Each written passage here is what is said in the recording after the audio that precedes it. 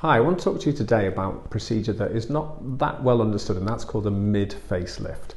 Now, you've all heard of facelifts, but mid-facelift sounds a little bit unusual. You know, what's the middle of the face? What are we talking about here? Well, a facelift acts on everything outside a line drawn from the corner of your eye to the corner of your mouth. So if it's your jowls here that you're concerned about, then a facelift will address it.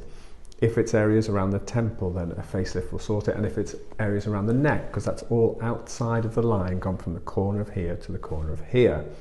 But if when you come to see me, you say, well, it's here that I feel all kind of empty. I've got this big hollow under my eye. I've got these lines here, a bit like I actually have.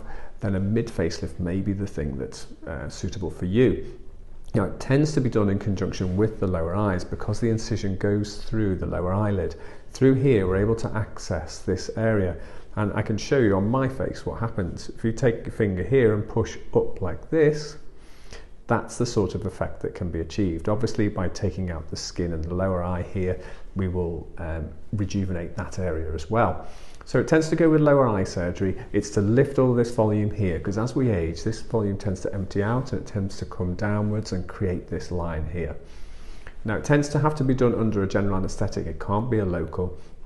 You have to be suitable in terms of not smoking, no anticoagulants, but it's something in terms of recovery that can be recovered from in about 10 days. There's very little in the way of visible stitches, very little in the way of visible scars, just a tiny little scar out here that goes into the crow's feet.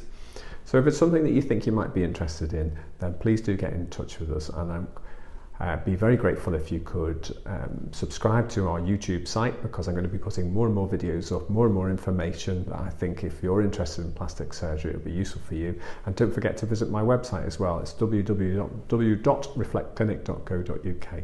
Take care.